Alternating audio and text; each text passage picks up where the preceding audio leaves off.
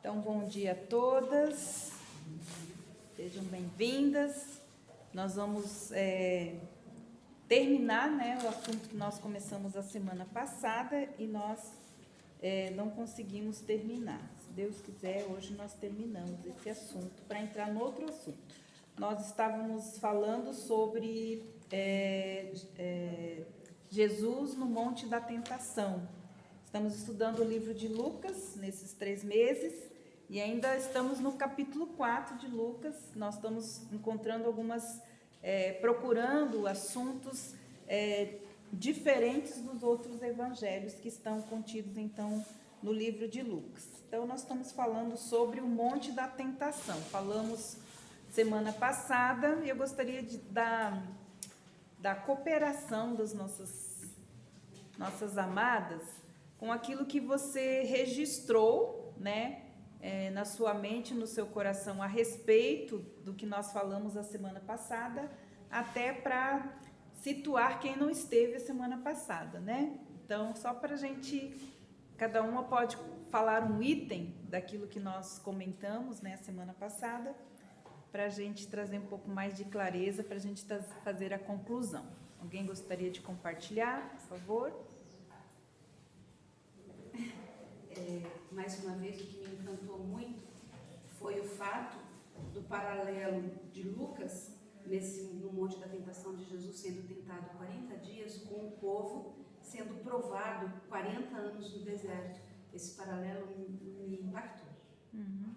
Então, da gente entender que o povo, quando passou os 40 anos no deserto, passaram pela prova e provaram Deus. Lá fala que eles tentaram, provaram Deus, Até que no Novo Testamento tem vários textos falando que a gente não pode tentar nem provar o Senhor, mas que Jesus passou, os 40 dias dele no monte da tentação para vencer aquilo que o homem não conseguiu vencer naqueles 40 anos, para provar que nós podemos sim vencer as nossas tentações. E aí traz as lições importantes, não tentarmos o Senhor nosso Deus, que é um mandamento, Não tentar o Senhor, não prová-lo, que na verdade tentá-lo é ser incrédulo, Minha incredulidade é a forma como a gente tenta o Senhor muitas vezes, É com a incredulidade. Quem mais quer compartilhar algo? Pois não, Nós devemos estar sempre cheios do Espírito Santo, que Jesus, quando ele foi tentado, ele estava, como você frisou bem, ele estava cheio do Espírito Santo, Então nós devemos também estar sempre cheios do Espírito, para não estar duvidando, e confiando. Certo. Alguém mais que esteve assim? Eu coloquei tudo aqui, escrevi tudo isso que foi falado, mas uma coisa que eu estou lendo aqui que eu escrevi, e realmente é verdade, Deus nos capacita e nos dá habilidades, pelo Espírito Santo. Uma coisa que coloquei aqui que até grifei é ouvir o primeiro comando. Isso eu tenho para minha vida, sabe, Carmen? Eu vejo assim, eu já passei por algumas experiências de saber que o Espírito Santo, ele fala com a gente todo momento, E a gente tem que ouvir esse primeiro comando, Quando vê a tentação, quando vê as informações. Primeiro comando, E sempre preferir a palavra do que as palavras do nosso coração, do que as nossas emoções, Então, isso quer dizer, quando a gente tem a mente de Cristo, em qualquer situação que a gente passe, a palavra sempre é o comando certo. Não o que eu penso, o que eu acho, o que eu sinto, Se a gente é governado pelas emoções, a gente não tem vitória em área alguma, porque as nossas emoções são como uma areia movediça. Então, se a gente for guiado pelas emoções, então a gente não consegue vencer as nossas provas, Mas, se a gente tem sempre a mente de Cristo, quer dizer, ter sempre na mente a palavra, o que a palavra de Deus diz a respeito desse assunto, ou dessa prova, ou dessa provação, ou dessa tentação que eu estou falando. Então, o comando sempre é a palavra de Deus, e não as nossas emoções, Porque as nossas emoções não dizem nada. Alguém mais quer compartilhar algo que nós aprendemos? Não? Sabe uma coisa que também lembrei? Sobre as tentações, Porque a gente passa pelas mesmas tentações Então ele falou exatamente as mesmas tentações, mas ele foi vitorioso para dizer que nós podemos, porque ele foi tentado da mesma forma que nós somos, e interessante que são nas mesmas áreas. Outra coisa, Satanás não muda a sua estratégia, a estratégia dele sempre é o mesmo. Se você for ver ele ao longo da história, como que ele foi trabalhando na vida, ele não muda as táticas, né? Elas continuam sendo as mesmas, que a primeira delas é trocar a verdade de Deus pela mentira. Então, exatamente, se nós abrimos mão da verdade de Deus pela mentira, pelo engano de Satanás, então a gente já foi seduzido na nossa mente. Essa sedução na nossa mente foi igual ele fez com Eva. Eu acho que Deus não falou isso não. Pronto, ele já trocou a verdade pelo engano. Seduziu a mente, desceu para o coração, ela agiu, né?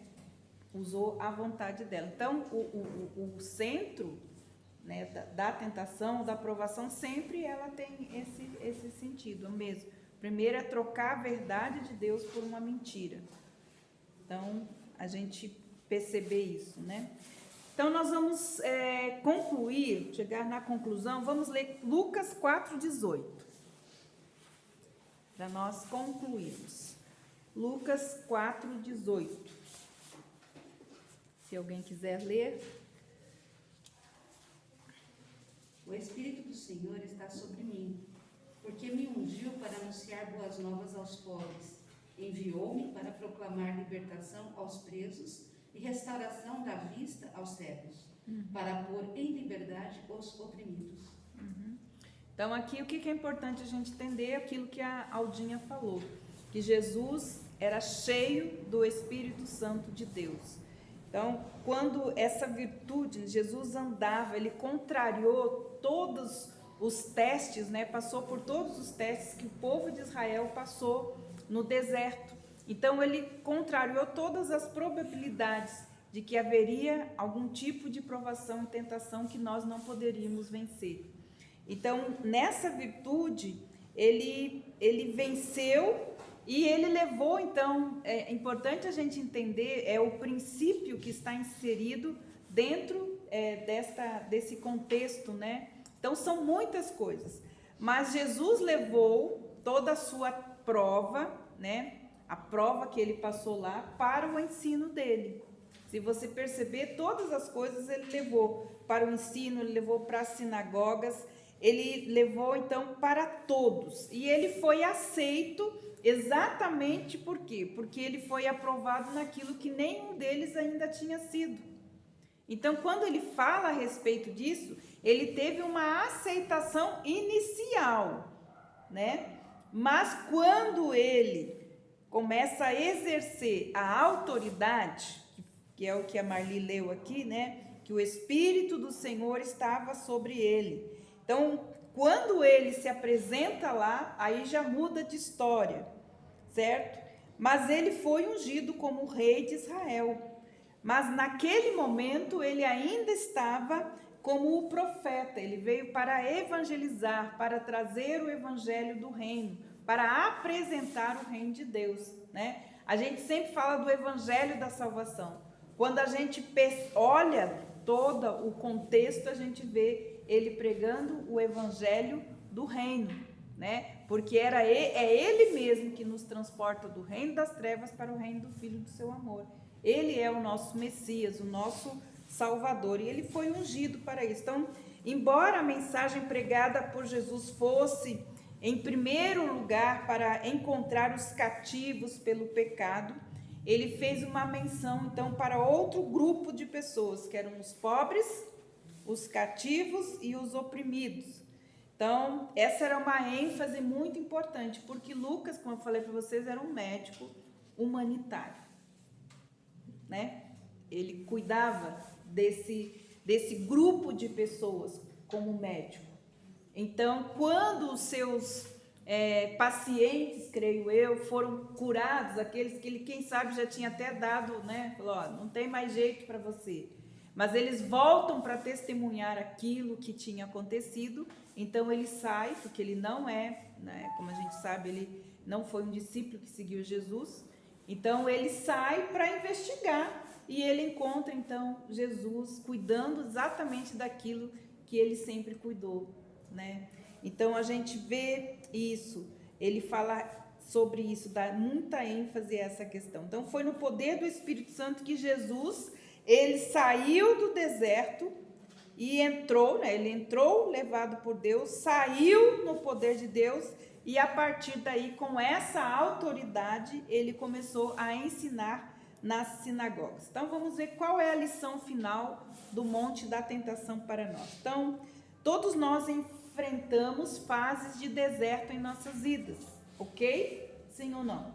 Desertos são aquele tempo que está só você e Deus, que você não tem nada, a não ser contar com Deus para mudar a sorte, né? Porque às vezes existem áreas áridas em nossa vida, né? Que não estão florescendo, que as coisas não estão acontecendo, e que a única coisa que a gente sente é que a gente está sendo tentado a desistir, né? Desistir, abrir mão. Então, todos nós nos desfazemos de tudo aquilo que às vezes não é essencial para viver isso, porque o deserto é isso, às vezes Deus tira aquilo que a gente acha que é importante, né, que nos segura, os nossos deuses, né, os nossos ídolos, porque nós temos ídolos, que são aquelas coisas que nós trazemos para a nossa vida, para quê? Para suprir a nossa necessidades que somente Deus pode suprir na nossa vida. Então, Deus nos leva para esse deserto para trabalhar a nossa vida. Então, nós não podemos carregar e arrastar aquilo que for absolutamente inútil para nós. Eu vejo isso hoje, depois dessa pandemia, eu vejo Deus priorizando o que realmente é importante. Quem teve ouvidos para ouvir, ouviu. Quem teve coração para fazer as mudanças necessárias, porque é um tempo de mudança, né? Deus tirou todo mundo da sua zona de conforto. Todos nós passamos por crises, por conflitos, mas aquilo que a gente decide no meio disso é que nos diz que tipo de esperança nós vamos ter, então, daqui para frente. Então, em compensação, Jesus, como já falamos, estava cheio do Espírito Santo, e isso é muito importante a gente entender, como nós podemos enfrentar as situações difíceis da nossa vida. Eu gosto do livro de Efésios, porque ele nos ensina lá, né, como andar no Espírito, como andar cheio do Espírito Santo. Então, eu desafio você a ler o livro de Efésios, né? Ele mostra lá como é e quem é um crente cheio do Espírito. Então, é no deserto que nós somos mais tentados a deixar o caminho de Deus. Quantas pessoas, nesse tempo de pandemia, nesse deserto que nós passamos, abandonaram a fé? Quantas pessoas? Eu conheço muitas pessoas que não só abandonaram a fé, mas foram para outros lados, né? Então, todo deserto ele é difícil, mas por que o deserto é difícil? Porque a gente aqui nessa terra quer correr atrás de uma vida fácil, e não foi isso promessa de Deus para nós, ter vida fácil. Mas você pode ver que os nossos interesses sempre estão ligados a ter uma vida mais fácil.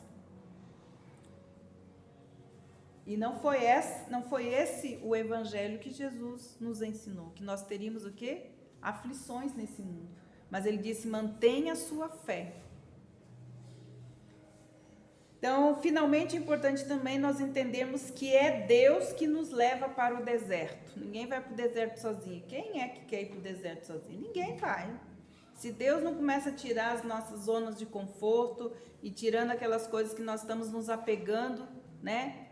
Os ídolos do coração, para nos levar de volta, para que a gente esteja lá face a face com Ele. Então, nós precisamos entender, isso não é uma tentação do inimigo. Muitas pessoas falam, estou no deserto porque o inimigo me colocou lá. Filho de Deus não é movido pelo inimigo, não. É Deus que trabalha na nossa vida. Então, Deus nos leva ali para cumprir sempre o propósito dele na nossa vida. Portanto, em vez de reclamar, podemos buscar compreender qual é o propósito que Deus tem nesse tempo de aridez na nossa vida e reconhecer a importância, irmãs, aqui, quando a gente observa como Jesus venceu, a importância de conhecer a palavra de Deus para responder às tentações do inimigo com a verdade do Senhor. A importância de ter a palavra onde, irmãs, não dá tempo de você pegar a Bíblia, muitas vezes no seu deserto. Tem que estar aqui, gravada na mente e no coração. Gente, eu vejo pessoas, elas cantam músicas inteiras, sem ver nada. Você pergunta o versículo, a pessoa não sabe dizer 10 versículos de cor. Mas as pessoas decoram, gente. Sim ou não? Decoram, cantam. Mas nós precisamos ter a palavra de Deus, não só na nossa mente, ter no nosso coração, para que ela possa ser expressa. Então aqui ele fala da importância de conhecer a palavra de Deus, porque existem momentos da nossa vida que ela precisa estar, né? Ela é a espada que corta, certo? Todo engano e toda mentira de Satanás. As provações no deserto, né? Na nossa vontade própria, a nossa força, não ajudaram, né? Muitas vezes não nos ajudam e nem vão nos ajudar a vencer o nosso inimigo, certo?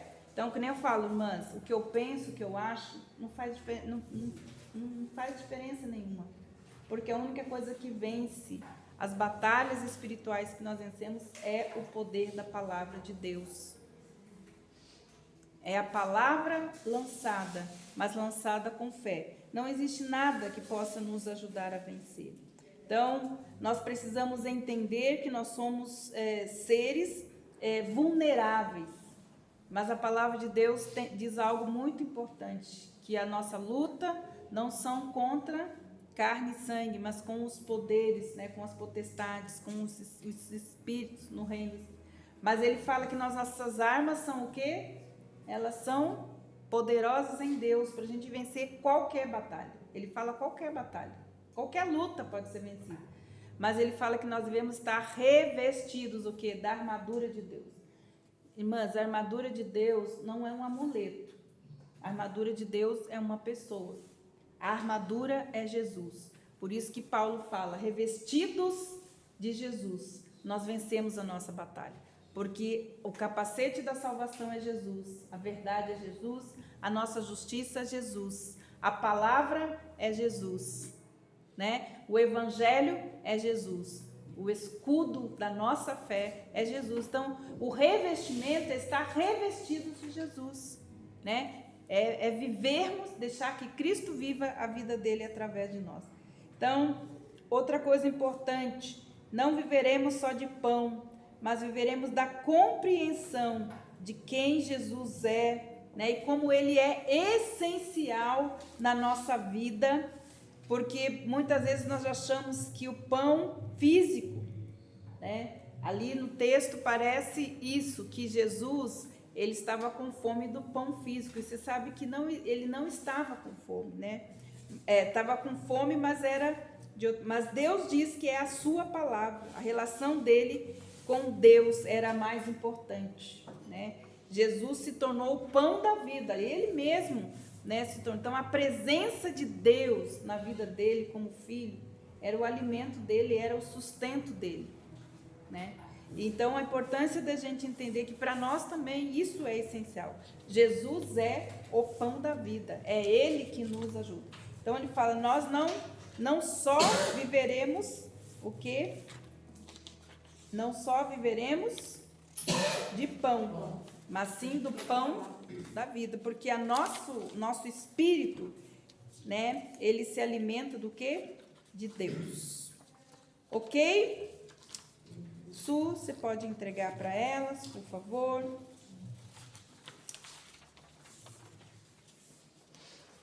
Nós vamos dar início, então, ao nosso tema de hoje, tá bom? Eu estava encerrando o tema da semana passada, que a gente não tinha encerrado, e hoje nós vamos começar, então, um novo tema, muito importante, para fechar o capítulo 4 de Lucas, que é Jesus revela a sua autoridade. E eu gostaria que nós abríssemos Então, as nossas Bíblias lá em Lucas, como nós estávamos, 4, 16 a 21, e alguém já abre lá em Isaías 61.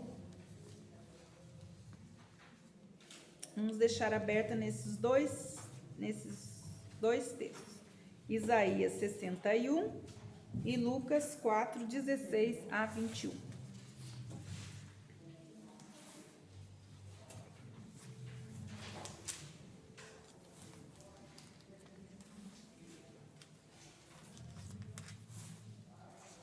Ok? Lucas 14, 16 a 21.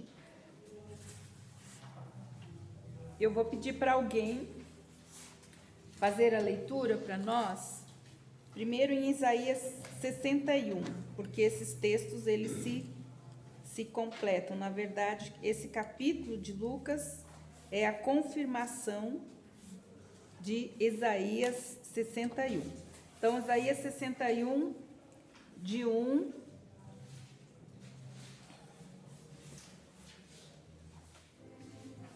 a 4.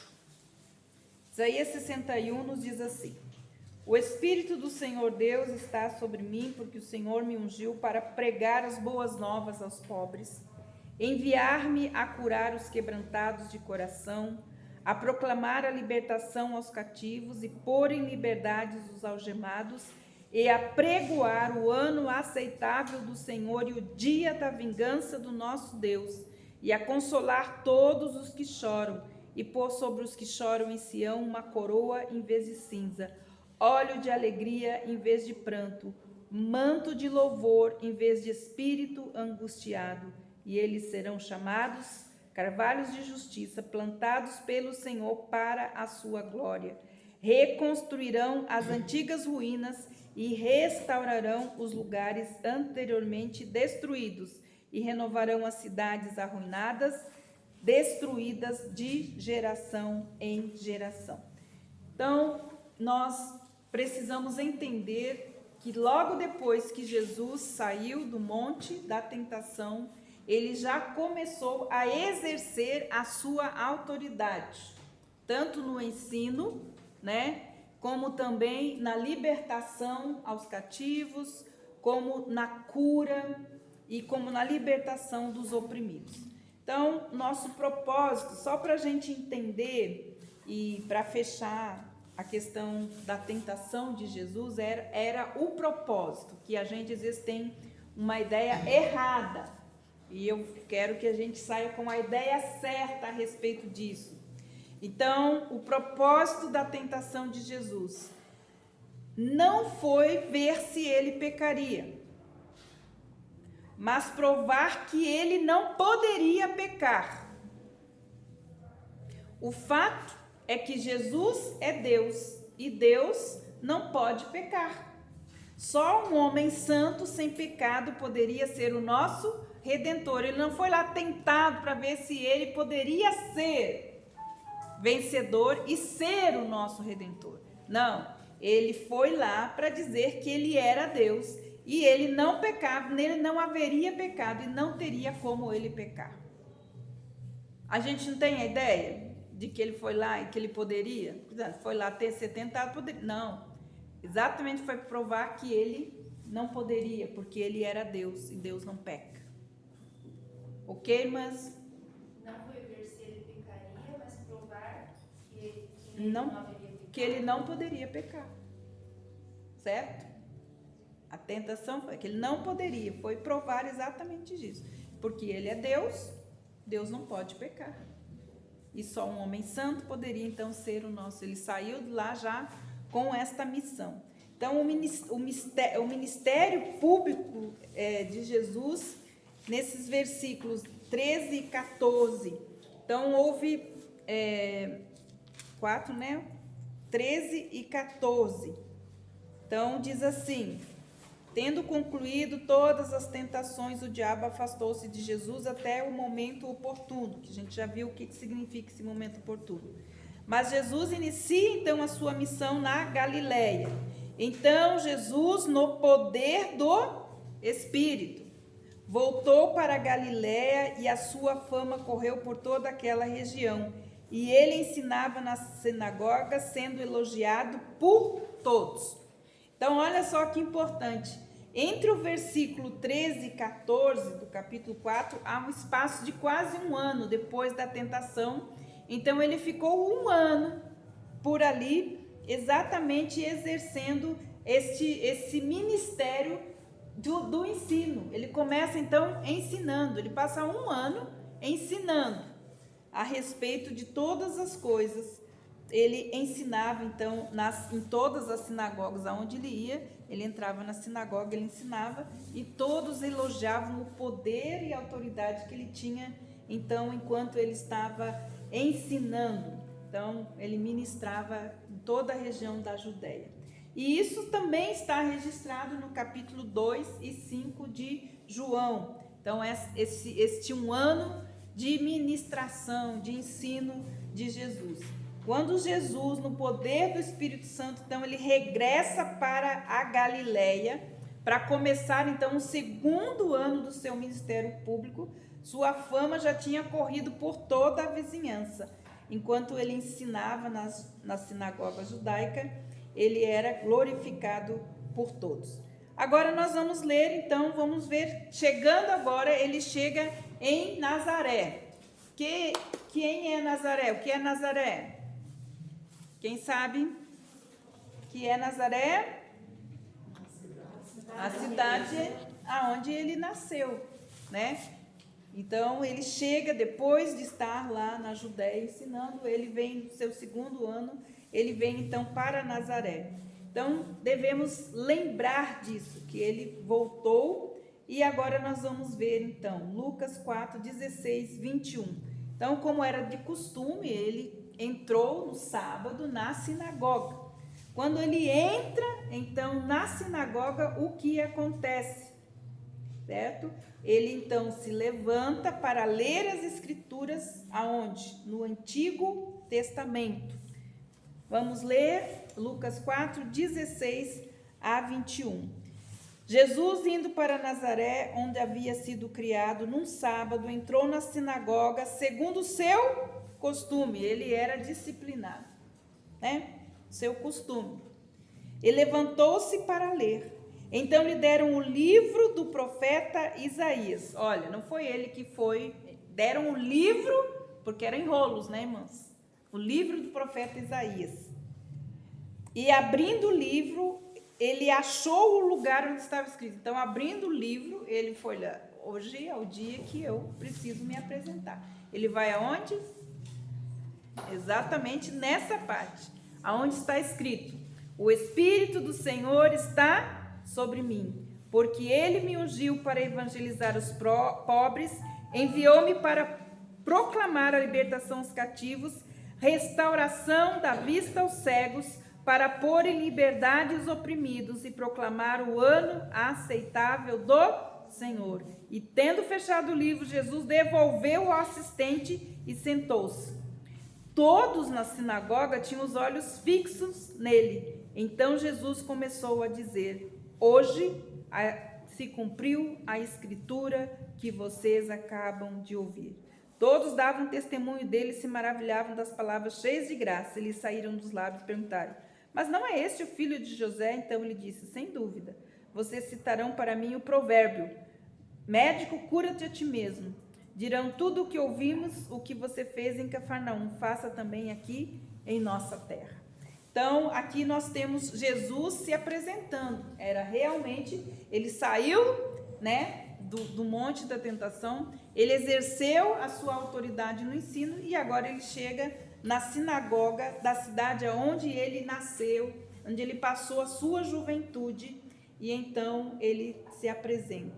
Então, só uma conclusão, nasceu em Belém, mas aí logo depois sim, voltou para Nazaré. Sim, né? sim. Sim, obrigado. Ele nasceu em Belém e ele viveu a sua juventude, sua infância toda em Nazaré. Muito obrigado, Sueli. Então, ali ele estende o rolo e até a parte que ele conhece, né? Isaías 61, versículos 1 e 2. Então, essa passagem, ela tem sido, né, reconhecida, descrita como a passagem que fala sobre o ministério completo de Jesus na terra, ok? Então, quando Jesus disse, hoje se cumpriu a escritura que acabei de ouvir, ele estava dizendo de maneira bem clara para aquele povo, né, que ele era o Messias de Israel, que ele era o Messias que era esperado e que estava então escrito no rolo do livro então de Isaías. Mas vamos entender então as implicações revolucionárias dessa missão do Messias. Ele veio então para tratar dos enormes problemas que têm afligido a humanidade através da história, tanto antes dele chegar como depois. Os flagelos da humanidade continuam sendo os mesmos, sim ou não? Não mudaram. Então, quais são as áreas que ele se apresenta para trazer, então, a solução? Primeiro, para a pobreza, certo? Então, ele fala, levar boas notícias aos pobres, mas também para aqueles que vivem o quê? Em tristeza, restaurar o coração, né? Restaurar os contritos de coração. Mas também ele veio tratar da escravidão, e seja qualquer área, seja a área física, emocional ou espiritual, ele é aquele que veio proclamar a liberdade aos cativos. Mas ele também veio tratar do quê? Do sofrimento, quer dizer, consolar todos os que choram. Ele é o nosso consolador. Mas ele também veio tratar da opressão, que é pôr em liberdade os oprimidos. E aqui opressão tem vários sentidos também. Enfim, ele veio, como diz aqui, apregoar o ano aceitável do Senhor. Então, naquele momento, ele está estabelecendo, né, um amanhecer de uma nova era para as multidões do mundo que suspiram e soluçam o quê? Para serem alcançados aonde? Na pobreza, na tristeza, na escravidão, no sofrimento e na opressão. Então, ele se apresenta como a resposta para todos os males que atormentam a humanidade. E se você vê, a maioria das nossas aflições, elas estão dentro destas áreas, né? E são nessas áreas, então, que ele se apresenta como a resposta para nós. Cristo é a resposta, tanto no sentido físico das nossas necessidades, como também no sentido espiritual das nossas necessidades. Então, quando a gente olha, irmãs, essas necessidades, a gente pode olhar elas no sentido físico, mas a gente pode olhar elas também no sentido espiritual, né? Então, quando a gente vê essa questão, a gente observa exatamente assim. Então, ele termina essas palavras, né, apregoando o ano aceitável do Senhor.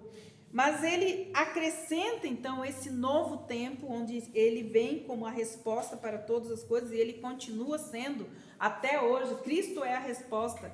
Se você olhar a sua vida, seja qual área que você esteja passando qualquer necessidade, você só vai entender uma coisa: Cristo é a resposta. Cristo é a resposta para todas as coisas.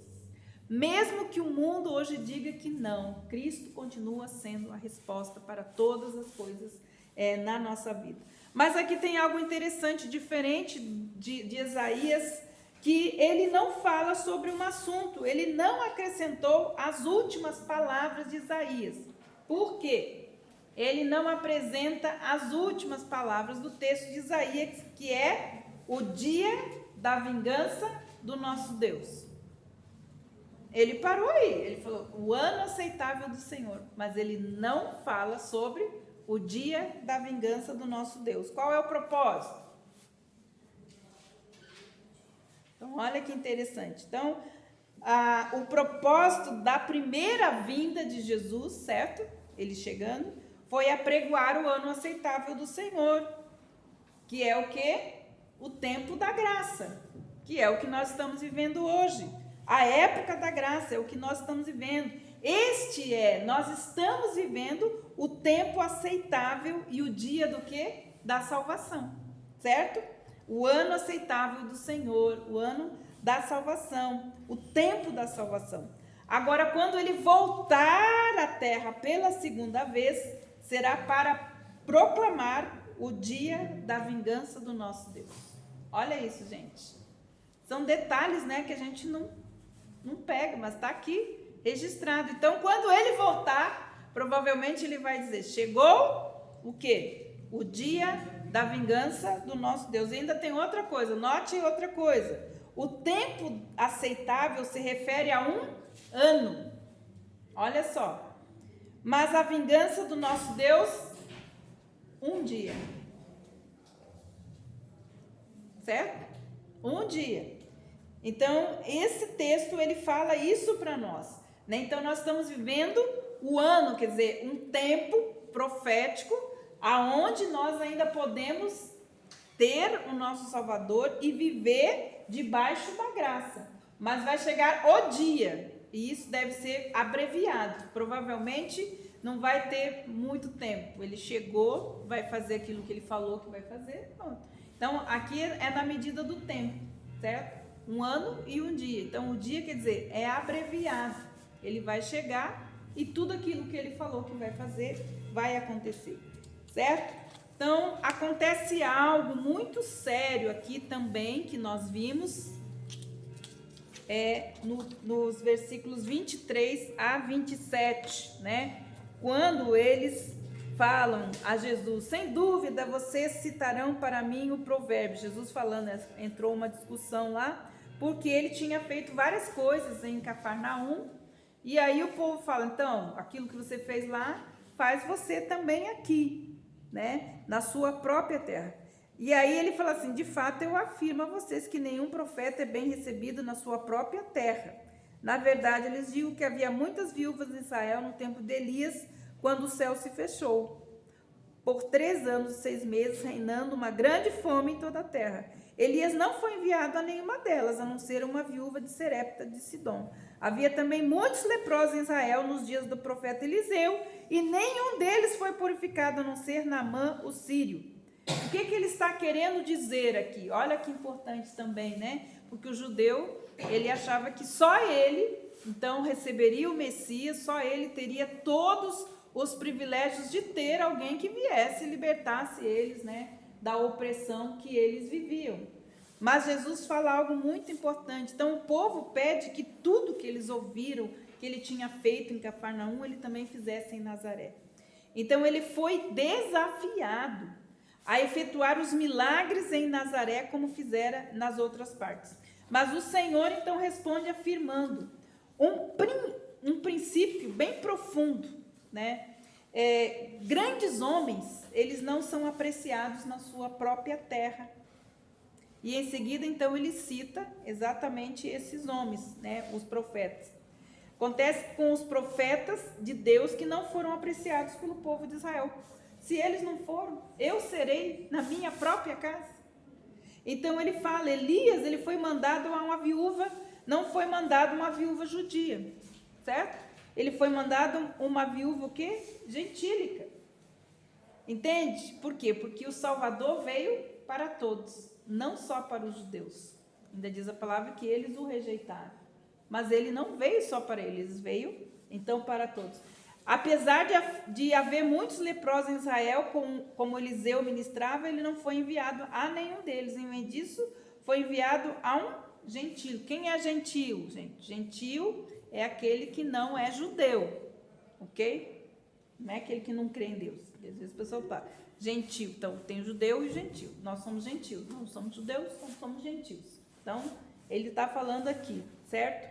Então, Naamã era capitão do exército da Síria. Então, imagina o impacto das palavras de Jesus nas mentes judaicas, porque eles estavam esperando que aquele que estava escrito lá em Isaías viesse apenas para eles. Mas ele fala, não, eu não vim só para... Eu vim, então, também para os gentios. Então, é importante da gente entender isso.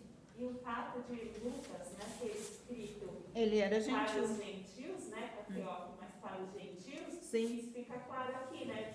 Mostrando então para os gentios, olha, agora a palavra de Deus é para vocês. Né? Exatamente.